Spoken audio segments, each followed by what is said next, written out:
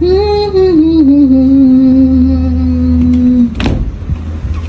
Ipipanyo! Bakit ka nandyan? Hindi ako natatakot kahit 1,000,000,000 pa kayo! Ayaw, di ma. Bakit ka nagtatago dyan? Sa puntong ito, hindi niyo matatakot si Epipanyo Labrador! Lumabas ka dyan! Labas! Labas! Labas!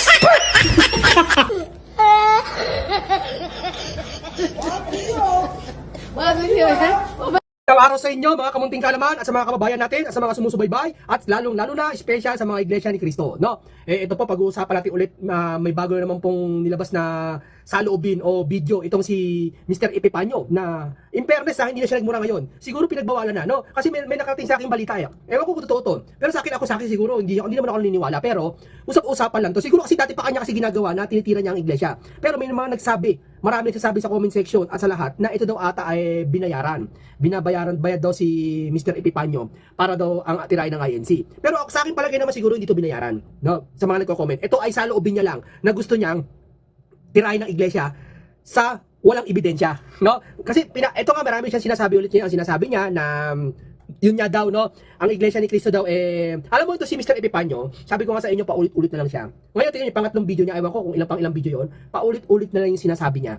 Wala nang ano, kumbaga inuulit niya yung dating issue ng iglesia na patunayan hindi naman totoo. Lalo siya sabi niya iglesia ni Manalo. Ito sabihin ko sa inyo tapusin natin ang ira. Alam mo sa akin palagay, aking opinion kapag may narinig kayo na nagsasabi na iglesia ni Manalo, isa lang po ibig sabihin nun. Tandaan niyo to isa lang po ibig sabihin nun. Nang aasar lang yon, asar talo at laking inggit po. Hindi sa individual, sa kabuuan. Kasi nakita nila ba't nagtatagumpay ang iglesia? Marami silang nasa isip nila na bakit ganun? Kami sa Diyos din bakit ang iglesia tagumpay? Ito sa aking opinion to aking teorya. Kung ang iglesia ni Cristo nga pinabayaan ng Panginoon Diyos, bakit malawak siya ngayon sa Pilipinas? Bakit siya ang bida ngayon sa ngayon trending ngayon ang iglesia ni Cristo? Siya ang bida ngayon iglesia ni Cristo. Kahit nung pamambida na ngayon, bida na naman ang iglesia ni Cristo. At ito hindi natitibag, lalo lumalakas. May mga sunod-sunod na pamamahayag ginagawa iglesia ni Cristo, napapansin niyo, iniimbitahan kayo. Maraming sumasama, di ba? Maaaring hindi sumama kayo, pero sa ibang araw napapaisip kayo na bakit nga ba? Bakit dumarami ang iglesia ni Cristo? Ano meron? Di ba? Yan ang malaking tanong sa karamihan na kung bakit nagsasalita ng mga iglesia ng tao daw ganyan. Hindi. Bago tayo magsalita sa isang bagay na magsuri muna tayo kasi ako nagsuri ako na maigi sa iglesia ni Cristo no? Wag yung mga lumang ira, yung mga panahon daw ginagamit pa ang pasugo natin contradiction daw. Maling gamit naman. Pero kung inatignan ko, ako yung nagpaliwanag, meron kasi isang programa di ko na sabihin. Ginamit yung pasugo ang sinabi daw doon sinabi doon ni Kapelix Manalo nung araw, par is ang Pilipinas. Pagdating ng 1997, binawi daw ng iglesia na hindi par is yung Pilipinas. May ganun ba? Ang nakalagay kasi sa unang pasugo, par is binhi ni Abraham. Sabi niya, yung binhi ni Abraham, ito kasi, ito yung sinasabing par is, may ganun pa sa isang programa nakita ko no? Pero nakita ko yung totoong pasugo, binasa ko, at nakita ko talaga, magkaibang sentence yun. Pero ginamit doon sa programa nyo para ang iglesia palitawin, bawi ang iglesia ni Cristo dun sa aral na mali-mali daw. Hindi, wala akong nakitang ganun. Ang nakita ko, yung sa par is na sinabi dun sa pasugo, siyang isa doon par is, sabi niya mga wakas ng lupa Yung sabi ko marami naliligaw dun sa salitang mga wakas ng lupa sa iglesia ni Cristo. Pag sinabi niyo kasi yan ang bida sa iglesia ni Cristo Yan ang pangunahing talata na ibibida sa atin kapag tayo gustong makinig. Lagi natin maririnig sa mga pamamahayag, yung okay sa doktrina, yung mga wakas ng lupa sa malayong silangan. Iba kasi yung wakas ng lupa sa mga. Natatandaan natin mga kaibigan na mga nakikinig. Iba yung wakas ng lupa sa mga wakas. Yung mga wakas ng lupa tinutukoy sa panahon natin ngayon. Kung kailan niya paglitaw ng INC, no? O ito na, maputol tayo kay Mr. Epipanyo. Yun ang sabi ni Mr. Epipanyo, eto, tukoy na. Huwag tayo basta-basta mga kapatid sa iglesia, tukoy na po ng otoridad kung sino si Mr. Epipanyo. Pero hindi natin para sabihin hindi tayo otoridad. Otoridad na ang bahala doon na kung sila ay magkakaso o kung sila ay magsasampa ng iba pang mga problema na ibinato ni Mr. Epipanyo. Pero ito, may nag-post kasi na yung Epipanyo nagsabi, ito babasahin ko. Ayan yan yung yung Christian Cañas na kumakalat ngayon sa social media, siya sabi niya, hindi pala ito si Mr. Sabi niya, guys, this is my father, Christian Noel Tabada Cañas. Hindi po siya si Epipanyo Labrador. Kung ano man ang pinagsasabi niyo, hindi totoo yan. My father is innocent. Ang hindi namin kilala, si Epipanyo Labrador. Layur. Alam mo, ito sa nagpost to, salamat sa iyo, no? Kasi hindi naman sinasadya ng karamihan. Maaari ka pangalan lang. Napagkamalan lang, no? Pero sa salita mong, pinagsasabi niyo, pagpasensyahan niyo na po kasi, bugso ng damdamin, syempre pinagkamalan siguro si Epipanyo. Kaya yung pangalan mga kamunti, yung Christian Cañas, wag muna natin ipakalat kung siya talaga si Mr. Epifanio. Pero tukuyin na ng otoridad kung sino si Mr. Epifanio. Napakadali na matukoy niyan. Sa mga kapatid lang natin, maraming kapatid dyan sa otoridad, sa NBI, marami. Pero syempre, may tamang proseso. May rule of law tayo. Hindi tayo basta tira makapagsabi, ito yun, hulihin yan. Hindi. May proseso tayo na sa bayan natin, sa itong Pilipinas. May tamang proseso dyan para dyan, no? Yung nagdidemanda, sila ang bahala kung paano procedure, no? Pero titiyak natin, etong si Christian Noel Cañas, hindi po si Mr. Epifanio Labrador, no? Pero tukoy na ng otoridad kung sino si Mr. Epifanio, no? Sila na ang bahala po doon, no? Para sa naman kasi sa akin sa side ko, ako pababayaan ko lang si Mr. Epifanio, Bakit anya? Bakit kamo? Ako, sorry ko lalong lumalago iglesia. Saka hindi, mas lalong nakikilala kung sino ang totoo. Di ba sinisiraan niya iglesia ni Cristo? Tapos sumasagot ang mga kapatid. Napapaisip tuloy yung mga tao na hindi ka panampalataya ng iglesia ni Cristo na, bakit ganon? Bakit ganito sinasabi ng taong ito? Sinisearch nila, hindi pala totoo. So lumalabas, nagsisinungaling po si Mr. Mura. Naintindihan niyo po, nagsisinungaling po siya. Kasi yung tao mapanuri. Pansinin niyo, trending lang po si Mr. Epifanio sa mga iglesia. Pero sa hindi ka panampalataya o tinatawag na ibang iglesia, hindi po siya trending. Totoo po, hindi po siya pinag-uusapan. Opo, ibig sabihin, hindi epekto yung sinasabi niya para sa iglesia. Kaya kung ito, maaring wag natin tangkilikin to si Mr. Epifanio para wala nang Kasi hindi naman siya pinapansin, wala naman naniniwala sa kanya. Nako, ang dami kong connection sa social media. Hinanap ko, trending lang siya sa iglesia ni Cristo, pero sa iba wala. Hindi po siya trending. Na nagagalit ka sa kanya yung di iglesia, sabi bakit ganyan minumura ang iglesia? Ano ba ginawa sa iglesia niyan? Di ba? May mga tamang procedure ang pagdidebate sa iglesia. Kung religion sa religion, ginagawa yan ng iglesia. Pero yung ganyan murahing paraan, hindi naman natatama yun. Biruin mo nagigising yung taong bayan at nalalaman ano ang katotohanan. Bakit mo? Isa ako sa mga kasangkapan na hinahayag ko yung mga sinabi niya, kina-counter natin at sinasabi natin yung katotohanan. Tulad na sinabi niya dito, sabi niya sa bagong video, ang iglesia daw ay may ikapo. Baka nga ikapo, hindi niya alam meaning Ang ikapo po, yun po yung batas noon kay Moises. Ikapo, pag sinabi ikapo, ikasampo bahagi. Ikasampo. Kaya ikasampung bahagi. Meron ba tayo sa iglesia ni Cristo? Wala. May tithes daw ang INC, kaya daw yung mayaman. Wala pong ikasampu. Pag sabi ikasampung bahagi ng iyong kinikita, halimbawa, kumita ka ng 100,000 sa buwan, magbibigay ka ng ikapo, 10%, 10% of 100,000 is 10,000. Pero ibibigay mo sa iglesia? May ganun ba ikapo? Wala po. Ang iglesia po, ayon sa pinasya ng puso. Di ba? Sabi, marami daw handugan ng iglesia. Hindi po, utos po yun. Sa lingap, tumutulong kami. May lingap kami. Tapos abuloy meron, dahil utos ng Panginoon Diyos yun, magbigay ka. Dahil ginagamit yung abuloy na yon para sa pagpapatayo ng kapilya. Makapagpapatayo ba ang iglesia ng malaking kapilya kundi dahil sa abuloy? Di ba? Kaya utos din sa Biblia yon na ang abuloy ay maghandog ka ayon sa pasya ng iyong puso. Di ba? Ang pasya mo halimbawa ay piso lang. O edi pasya ng puso mo yun. O halimbawa pasya mo 1,000. Edi pasya ng puso mo yun. Pero hindi ka nabibigatan sa loob mo. Di ba? Kaya hindi po totoo yung sinasabi ni Mr. Mura na ikapo daw sa INC. Yun yung sinasabi ko sa inyo tulad yan. Nalalaman yung katotohanan ng ibang tao na ay oo nga pala. So nag-iimbento lang po talaga si Mr. Mura. No. Ay ngayon, marami pa siya sinasabi. 80% ito. Yung daw dahil daw sa naupo daw si Mr. Duterte nung nakaraan, may utang na loob daw si Eduardo Manalo kay Duterte. Malabo po mangyari magkaroon ng utang na loob. Kung may utang na loob si si Eduardo Manalo, ang mamahala ng Iglesia ni Cristo, bakit si Duterte o dating Pangulong Duterte napunta sa Central Office? Sige nga, bakit hanggang ngayon kapag birthday ng Eduardo nakaraang mga buwan lang, bakit pumunta si Mr. Duterte sa Central Office? Kung talaga may utang na loob si Eduardo sa kanya, bakit yun napunta? Di ba? Yan ang sinasabi ko sa inyo na ang pamamahala kailanman siguro yung individual. Yung mga ordinaryong kapatid na lumalabag, na tinitiwalag, may utang na loob dun sa isang politiko. Maaari yun. Pero hindi nanghihingi yun. Pag nanghihingi, sabi ko sa inyo, ititiwalag yun. Pero ang pamamahala ng kapatid na Eduardo Manalo, never nagkautang kahit kaninong tao, o kanino pera man yan, o utang na loob, o utang na kapakinabang, wala pong ganyan. Ang Eduardo Manalo, hindi yan, nasa sentral nga yan lalabas lang sa sentral, sasamba, magtuturo ng aral. Paano, tamo, wala mailabas na ebidensya, yung mga nagsasabi niyan. Wala mailabas. Diba? Paulit-ulit nila sinasabi, tatalon dun sa iglesia ni Manalo, tatalon dun sa handugan, tatalon naman dun sa iglesia ni Manalo. Wala masabi. Sabi ko nga, pag binanggit yung iglesia ni Manalo, ang nagtuturo lang yung mga asar, saka yung mga naiinggit sa kabuuan ng iglesia nangyayari ngayon. Dahil pinagpapala kung hindi pinagpapala, ba't lalaganap ba yan? Biruin mo, hindi matinag. Lalo lumalawak. Di ba? Ito na nga lang itong kapitbahay ko, nagtatanong para sabi niya, maganda pala talaga sa iglesia, kaisahan talaga kayo, Talaga walang iwanan, di ba? Yun, nagkaka-interest siya at ang ganda ng aral ng iglesia ni Cristo, di ba? Yung aral ng iglesia ni Cristo na akala ng iba, hindi pala yun. Kasi inuna muna nila sa manang loob sa iglesia bago sila makinig. Subukan niyo makinig, di ba? Subukan niyo makinig sa aral ng iglesia ni Cristo kung ano talaga, saka kayo tumutol, di ba? Yun lang yun O marami pa siya sinabi, ito pa sinabi niya. Sabi niya si Sarah daw, wala siyang pakilay, Wala kasi siya siguro, wala siguro si Mr. Epifanio, sabi niya kasi, tutol daw iglesia ni Cristo doon sa impeachment si Sara, wala kahit walang ganun. Gusto kasi ni Mr. Mura na ma-impeach si Sara. O tignan mo yan. Kung talagang nasa isang kapayapaan ka at nasa isang kang, ewan ko nila kung naniniwala siya sa Diyos, si Mr. Mura, no? Hindi mo hayaan na magkagulo ang bansa na maaari sama ng loob mo sa Pangulong dating Vice President Sara. Pero hindi mo naman inisip pag na-impeach yun, kawawa yung mga Pilipino na naghati-hati, mahati-hati naman ng Pilipino. Ano mangyayari sa Pilipinas niyan? Tignan mo yung ano ngayon yung sitwasyon ngayon. Malamig na. Alam ko, di ba nakarang isa lang congressman ang umatras, yung pastor yata yun na congressman sa Maynila. Ngayon, dalawa na umatras. Sa pagkakaalam ko, dalawa na umatras. Kasi unahin daw muna yung, sabi kasi ni BBM nakaraan, di ba? Walang oras na yan, wala nang senador, wala nang mga congressman, nasa kampanya, nasa campaign period na, nandiyan na, hindi, ano muna yan, i-postpone muna yan. Alam ko ang impeachment, isang beses lang inihain, alam ko di ba? Kaya, si BBM ang tanongin nyo kung ayan ang ayaw. Ang INC, namamagitan, at syempre, hanggang sa pinakamabuting paraan, magawa ng paraan. Hindi yung ganyan, di ba? Yun ang gusto ng iglesia. Gusto niya ata ni Mr. Mura o kanyang grupo na matibag si Sara. Ano mangyayari sa kapwa Pilipino natin, di ba? Kung may malasakit tayo, dapat tayo ang nakakaunawa, nakakakita, magre-repre tayo, huwag tayong kumampi, di ba? Kung may nagawang kasalanan si Sara, hindi pa naman napapatunayan sabi niya ni Mr. Dante Marcoleta, bakit yung side na ni Sara ang imbestigahan? Bakit yung iba ayaw, di ba? Bakit kay Sara lang, di ba? Di pa nga napapatunayan, di ba? Dalhin sa korte, sabi niya.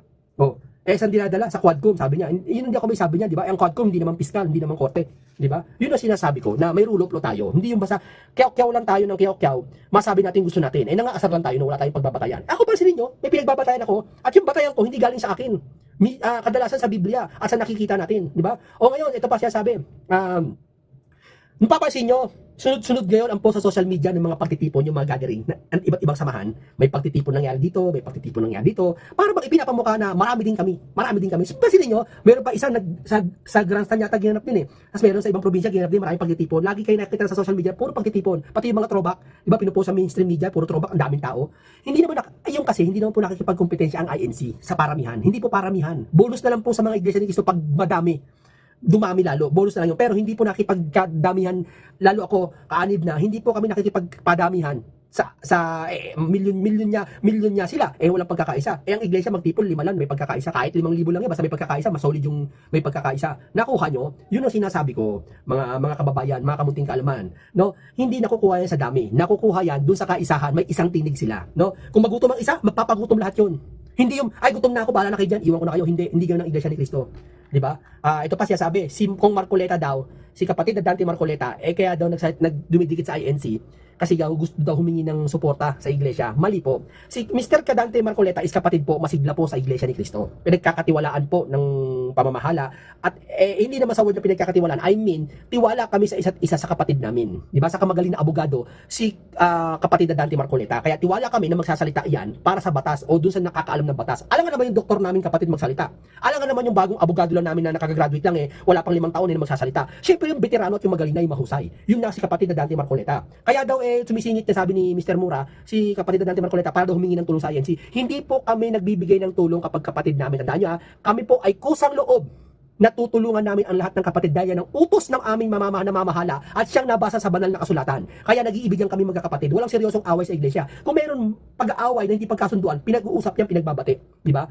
Kung mag-iiwasan, siguro isang linggo lang, pero hanggat maaari pagbabati, may pag-ibig pa rin sa kapatid yun. Siguro si Mr. Mura, hindi niya naranasan yun, kaya hindi niya masasabi. At sa palagi ko talaga, hindi niya maranasan yun. Dahil kung naranasan ni Mr. Mura na mayroong pag-ibig sa kanyang sinasamahan o sa kanyang nasasakupan o sino man sinasamahan niyang organisasyon, na katulad ng pag-ibig ng iglesia ibinibigay sa kapatiran sa isa't isa, hindi nararanasan ni Mr. Mura. Dahil kung nararanasan niya yun, hindi siya makapagsasalita ng ganito. Biruin mo, sabihin mo na si Mr. Marcoleta kailangan gusto mong humingi ng tulong sa iglesia, hindi na.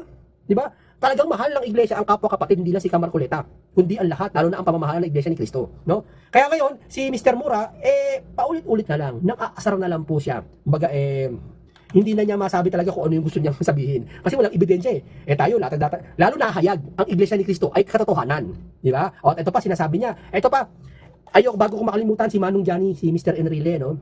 Sabi kasi, si Manong Johnny, ito hindi galing sa akin to, nabasa ko lang to, pero ito yung pagkakasabi, isang post sa social media, maaaring totoo to, pero, di ba, babasahin ko mensahe ito kay Manong Johnny. Itanong mo sana sa sarili mo at sa group, si Mr. Enrile siya sabihan ito, itanong mo muna sana sa sarili mo at sa grupo ng mga kasama mong pari noong 1986 rally, Manong Enrile, ang tanong ito, are we prepared to discard or sacrifice the value of rule of law? Bago nyo pinabagsak ang administrasyon ng dating Pangulong Ferdinand Marcos Senior. Magkaiba yung 1986 na rally sa 2025 rally ng INC. Sapagkat sa panahon nyo, noong 1986, nabaliwala ang rule of law. Tinanggal nyo ang presidente. Subalit ibang-iba ang rally ng INC sapagkat ang layunin nito, magkasundo, magkaisa ang mga namumuno upang magpatuloy ang magandang pamamahala upang lalong umunlad ang ating bansa. Yun naman talaga ang target ng INC. Diba? Naapektuhan na rin ng INC kaya sila ay lumabas na rin para magsagawa ng rally for peace. Ngayon, eto si Manong Johnny, maraming sasabi nyo mga tao, hindi lang kapatid sa iglesia, maging sa mga iba, ang lakas daw ng loob magsalita sa iglesia na binilalabag. Wala nga siya sinabi na masakit sa iglesia na hindi ganun kasakit. Pero yung pag-deliver niya, hindi sabi niya, ang iglesia ay para lalabag sa rule of law. Eh dati lumabag din pala to sa rule of law. Na dapat niya, nasa buti niya, si BBM, mabait pa. Dahil ipinasok siya bilang, ano ba yan, legal counsel ba to? Kung hindi ko pagkakamali. Ipinasok pa siya ni Mr. BBM, President BBM. Kahit siya ang dahilan, isa sa mga dahilan kung bakit pinabagsak ang Marcos yung tatay ni BBM. Yung mabait pa si PBBM yan. Di ba? O, yan, ganyan mamagitan ng Iglesia ni Cristo. Walang kinakampihan. Ang bagkus namamagitan at sinasabi kung ano ang katotohanan. Ano ba ang katotohanan? Ito. Di ba? Ito. Na pag pinagbati ang dalawa, uunlad ang bayan. Ha? Hindi man lang pagbatiin, pag-ayusin man lang, kahit hindi na kayo magbati. Mag-ayos man lang yung panig, dalawa. Na trabaho lang sa trabaho. Di ba? Kaya nagkaganyan kasi, nasindihan kasi si Sara eh. Kasi, akin palagay, akin tsorya, si Sara lang iniimbestigahan eh. Bakit yung iba hindi imbestigahan? Pag ikaw nag-imbestiga, at lahat imbestigahan, di ba? Yun ang maganda. Di ba? Lahat para talaga patas, di ba? Kaya siyempre, init yung tao, di ba? Yun ang nakikita ko sa akin, Chorya, no? Kaya ito, si Manong Johnny, yung pala, 1986 rally, Manong Enrile, are we prepared to discard or sacrifice the value of rule of law? Di ba? Pinabagsak ang administrasyon dating Pangulong Ferdinand Marcos. Di ba? Sinuri ko rin yan, tanong ko rin itong sagot, no? May kinalaman si Juan, si Manong Johnny, sa pagkapatalsik kay dating Pangulong Ferdinand Marcos bilang kalihim ng depensa ni Marcos. Si Enrile ay nag-alsa laban sa kay Marcos kasama ang iba pang mga lider ng militar tulad ni General Ramos sa panahon ng EDSA People Power noong 1986. Ang pagtataksil ni Enrile sa administrasyong Marcos ay isang mahalagang katalista sa pagpapatalsik sa kay Marcos. Ito, hindi ako may sabi history. Binasa ko lang. Di ba? Hindi po sa akin galing yan, ha? Ewan ko kung totoo to. Basta ako binasa ko lang. Ewan ko lang kung totoo to, ha? Pero kayo na yung mga nakalay, mga medyo senior dyan na nakakapakinig ngayon.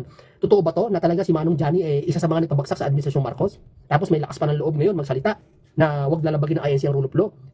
Baga nga sabi sa Biblia, wag kang pupuna ng bagay na ayaw mo na siyang ginagawa mo rin. Ano ibig sabihin nun? Halimbawa, ayaw na ayaw mo may pumaparada sa iyo sa harapan mo sa bahay mo. Ayaw mo na may pumaparadang sasakyan. 'Di ba? Pero ginagawa mo rin sa kapwa yung pinaparada mo naman yung sasakyan doon. Yung sasakyan mo, pinaparada mo sa ibang bahay. Pero sa iyo, pag pinaparada, nagagalit ka. Kapag yung sasakyan mo naman, pinaparada mo sa iba, wala kang pakialam, hindi ka nagagalit. Parang ganoon eh.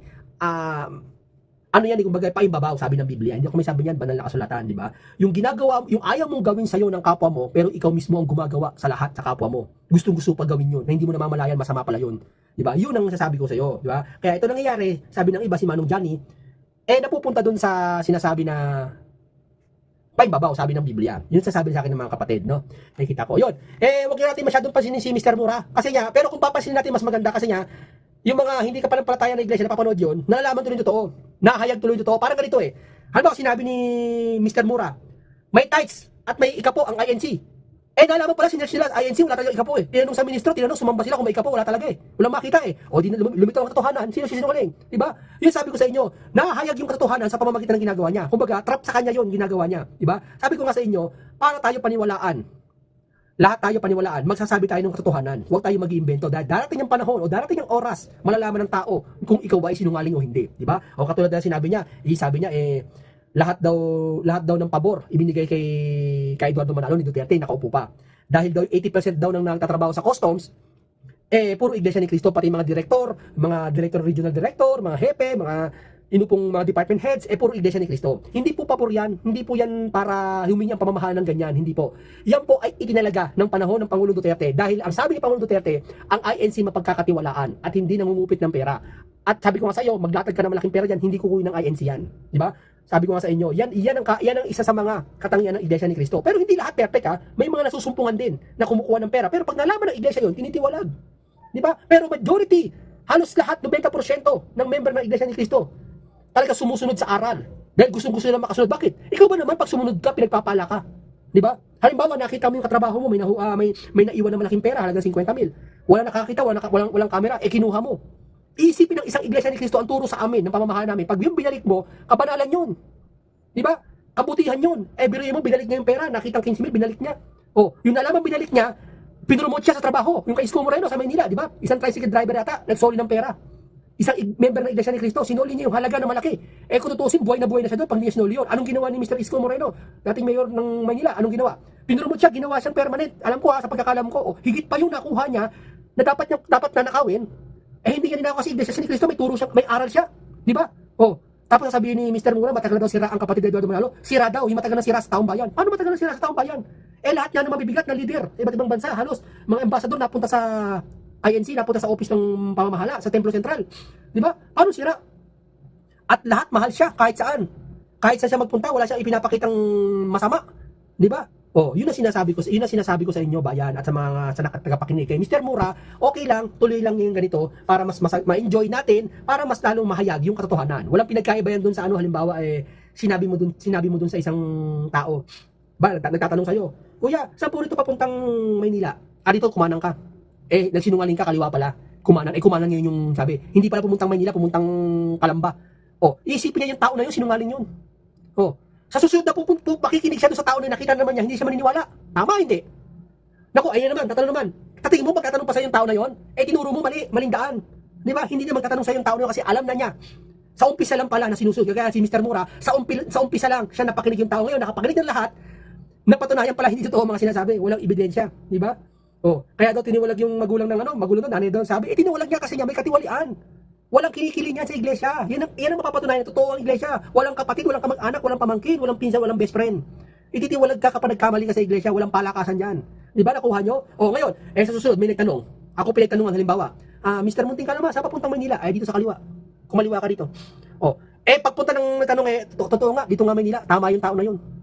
Oh, yun ang sinasabi ko sa inyo. Kaya tayo, nalalaman ng taong bayan, nalalaman ng lahat na totoo ang sinasabi at yung isa, nag-iimbento lang para mapang-asar lang. Nagkakalat ng maling impormasyon pa. Di ba? Na kesyo ganyan daw, wala po, hindi po katotohanan yun. Kaya ang Iglesia ni Cristo po, hanggang ngayon, patibay ng patibay, patatag ng patatag, makapangyarihan po. Hindi, kaya makapangyarihan dahil sa ginagawa nila ambag sa bayang ito at sa pananampalatayang taglay nila na tinutulungan sila ng Diyos. Kung walang Diyos na tumutulong sa kanila, ang dami ngayon nakatatag sa Pilipinas pero hindi katulad ng Iglesia. Bakit ganyan? Ang bilis umangat, mabilis umasenso. Di ba? Mabilis lumaganap. Di ba? O, paano ha? Hanggang sa susunod muna sa inyo ha. Paalam.